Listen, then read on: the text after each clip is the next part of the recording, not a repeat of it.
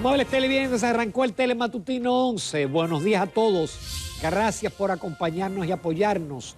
Hoy es martes 7 de febrero del año 2023. Como siempre, tenemos un cóctel de las noticias más importantes o comentarios de las noticias más importantes nacionales e internacionales en una forma que usted no lo va a escuchar en otro programa. Compare a esta hora y no va a encontrar ese tipo de comentario modestia aparte. Hoy tenemos como invitada a la diputada Yuderka de la Rosa Guerrero. Ella es diputada de la circunscripción número 3 del Distrito Nacional por la Fuerza del Pueblo. Y como todos los martes tenemos a la doctora Luz Rosa Estrella, doctora en psicología, quien tiene siempre un breve mensaje dedicado a la familia. Señores, qué cosa. Cuando uno se entusiasma con los discursos del presidente y del canciller en los foros internacionales clamando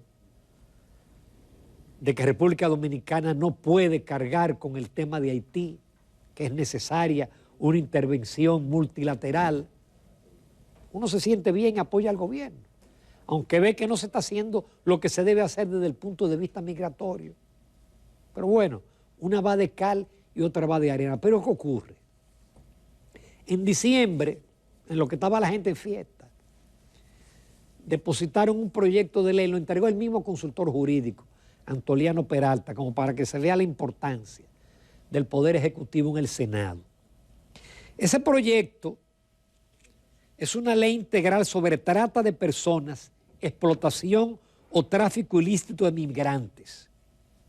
Título muy bonito, pero tiene artículos, y hay uno específicamente, el 62, que escuchen lo que dice.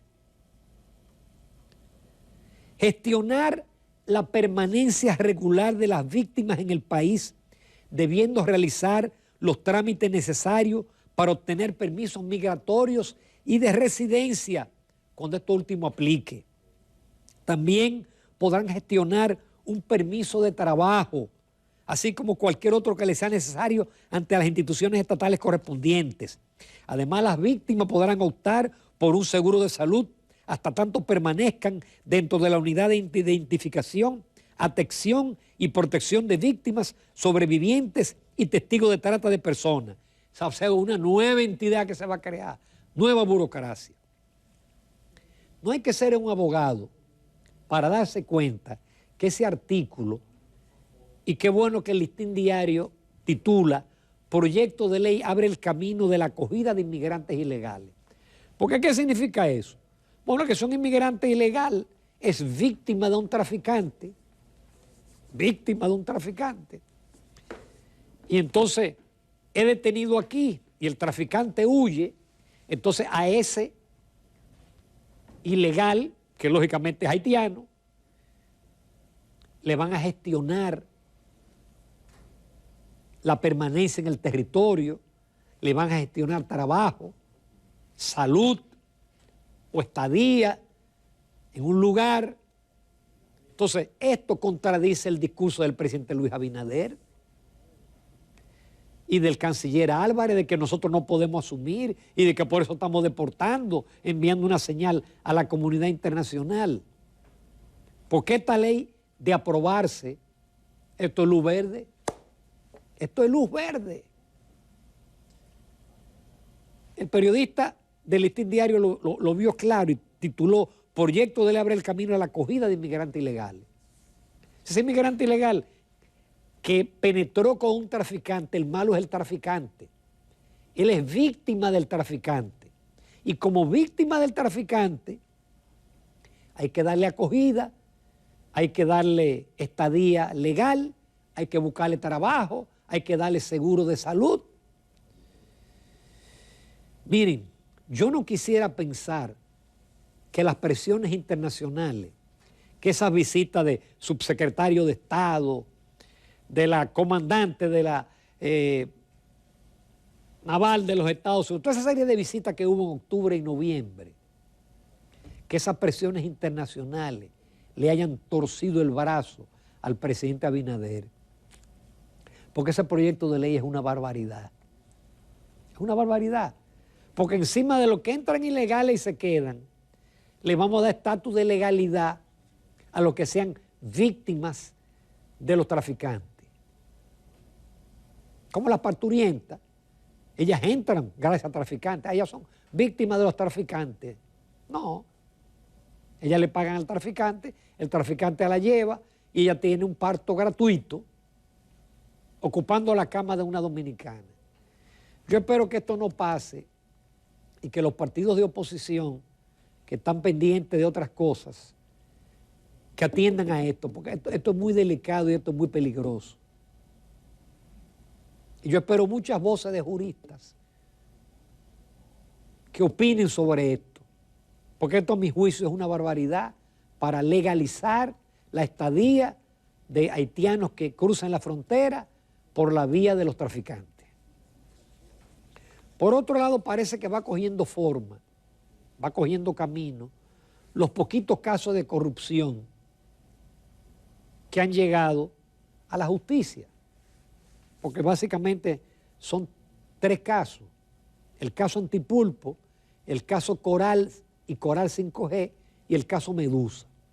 El Antipulpo es que involucra al hermano del presidente, a la hermana del presidente y 24 más. El caso Coral y Coral 5G involucra militares cercanos al expresidente Danilo Medina, de su entorno, y el caso Medusa, que involucra al ex procurador de la República. Después, Gonzalo Castillo, nada. El ex ministro de Hacienda, nada. Bueno, pues, el PECA pidió al tribunal enviar a juicio de fondo, porque ya pasó el juicio preliminar a los implicados en el caso Coral y Coral 5G, que son un grupo de militares. Hay que reconocer que aquí nunca se habían metido tantos militares y militares de alta investidura, también de baja investidura, habían sido sometidos a la justicia. También en el día de hoy o en los próximos días, el juez, si mal no recuerdo, David Martínez, deberá pronunciarse si va el juicio de fondo de los implicados en el caso Antipulpo, dentro de los cuales están 2 hermanos del presidente, del expresidente Danilo Medina, Alexis y Carmen Medina Sánchez. Ese juez tiene la potestad o de decir que hay pruebas suficientes para ir a un juicio de fondo, o que no hay indicios suficientes. Uno no piensa que pueda ser esa la sentencia, porque las investigaciones fueron muchos y son muchos los papeles y son muchas las pruebas que ha presentado el Ministerio Público. Y da pena que de apenas 2 casos, 3 casos, se caiga uno o se caigan 2, entonces adiós la lucha contra la corrupción, de la cual yo no estoy muy optimista, mientras solamente permanezcan estos casos. Por otro lado, aparecieron 2 cadáveres en un séptico en la comunidad Villa Progreso, en el municipio de Los Alcarrizos. Se sospecha que esos cadáveres, que estaban en estado avanzado de descomposición, se corresponden con la pareja Luis Miguel Jaque Rodríguez, de 34 años, y su pareja Elizabeth Almarante Pacheco, de 24. Ellos están desaparecidos del 23 de enero. En algún momento la policía dijo que ellos estaban involucrados en crímenes de tecnología, pero la zona donde ellos vivían,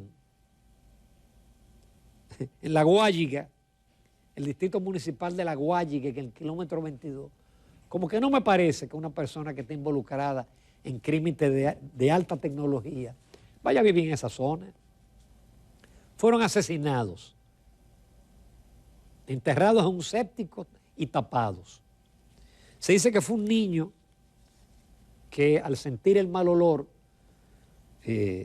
dio la voz de alerta, aunque la policía dice que no, que fue por el GPS que ellos lograron darle seguimiento al vehículo. De cualquier manera, vamos a ver qué dice el forense, y tiene ahí la policía otro caso pendiente de las personas que con frecuencia desaparecen, a veces aparecen los cadáveres, otras veces no se vuelve a saber de la persona. Señores, por otro lado, la prensa dice Turquía devastada. No, Turquía y Siria. En la frontera sureste de Turquía, que es el país musulmán más grande de Europa y que colinda con Siria, ocurrió un terremoto de magnitud 8.9, perdón, 7.8. Miren ahí cómo se cayeron edificios así, como castillo de naipes, cayeron edificios enteros. Pero a las pocas horas hubo una réplica de 7.5.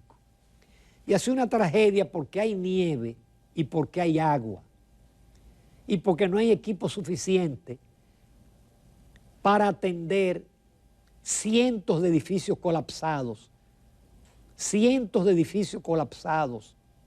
y viviendas mal construidas.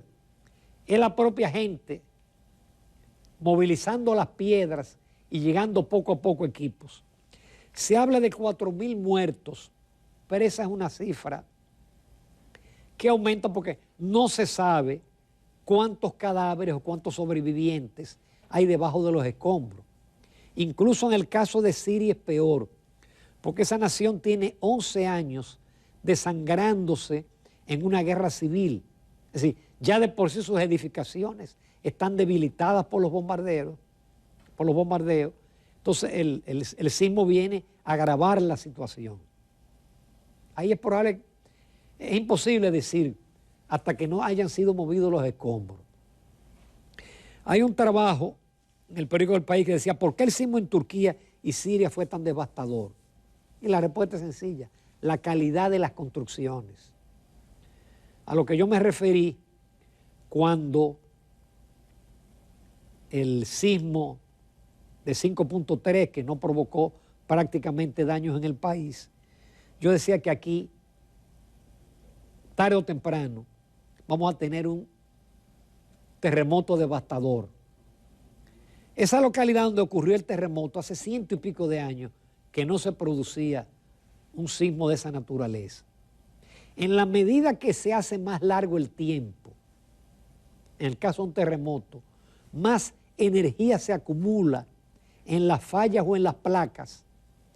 Y cuando eso se mueve, señores, ocurre ese tipo de cosas. Aquí desde el año 46 no hay un sismo importante. Haití tuvo dos, el 2010 y el 2017, justo en la falla donde se produjo el movimiento telúrico ligero, porque 5.3 es ligero. De 7 en adelante, donde la cosa es grave. Y es grave dependiendo de la calidad de las edificaciones. Usted tiene a veces en Japón y en Europa terremotos de 7 que provocan 3 o 4 muertos, pero no provocan esa devastación, porque esa devastación tiene que ver muchas veces en relación con la calidad de las construcciones o con la calidad del suelo. Por ejemplo, no es lo mismo un terremoto en Santiago, que el suelo es de arcilla, que un terremoto aquí en el casco metropolitano del Distrito Nacional, donde el suelo es roca. Ustedes no ven para hacer esa torre que tienen que buscar unos equipos para hacer una excavación que toma muchísimo tiempo. Ese es un suelo bueno, en que la edificación se comporta bien, si está bien hecha, por supuesto. En República Dominicana tenemos muchos edificios que se construyeron en la época que no existía norma sísmica. Existen muchas edificaciones ilegales de 2 y de 3 pisos, hechas por maestros o constructores o por haitianos que no están construidas con los elementos para poder resistir un sismo de intensidad media, porque hay sismos de una intensidad tal que la tierra se te abre y por ahí se va la edificación. Pero toda edificación debe estar diseñada para soportar un sismo de 7, de 7.5. Aquí no estamos preparados y tenemos una debilidad con las escuelas. Me alegré mucho que en estos días vi unas declaraciones del ingeniero Leonardo Reyes Madera, un ingeniero dominicano muy preparado en materia de sismos. Y él reconocía, él preside un organismo que tiene que ver con la fragilidad, la debilidad y la investigación de las edificaciones, y él reconoció la debilidad de nuestras escuelas. Yo le expliqué una vez, es un tema de las columnas. Por eso cuando hubo un sismo en Puerto Plata, en el año 98, se cayeron 3 escuelas. Y resulta que las escuelas son los refugios que usamos aquí para huracanes. Para aquí no tenemos refugio lo suficientemente seguro para el caso de terremotos. No tenemos la cantidad de equipos como para abordar una catástrofe donde se caigan 100 edificios o 1.000 o 2.000 casas. Y no vamos a estar preparados, ¿eh? No vamos a estar preparados. Que el Señor se apiade del país y que todavía falte mucho para un gran terremoto y que cuando eso ocurre el país cuente con haber corregido los problemas de las escuelas. El gobierno está conteste que tiene que corregir las estructuras de muchas escuelas, especialmente a las que están cerca de fallas, porque aparte de las fallas que hay en torno a la isla, aquí hay fallas internas y las escuelas construidas cerca de esas fallas son las que tienen mayor vocación para caer. Yo sé que cuesta mucho dinero usted corregir eso, pero hay que irlo haciendo poco a poco. Y tenemos que contar con la estrategia, con el plan y con los equipos. Hay que vernos en el espejo de Haití y ahora en el espejo de Turquía y de Siria. Nuestra invitada en el día de hoy es la diputada por la circunscripción número 3 del Distrito Nacional por la Fuerza del Pueblo, Yudelka de la Rosa Guerrero, y como todos los martes tenemos el segmento de la doctora Luz Rosa Estrella, psicóloga, con el consejo siempre interesante para la familia. Nos vemos en unos minutos en la entrevista.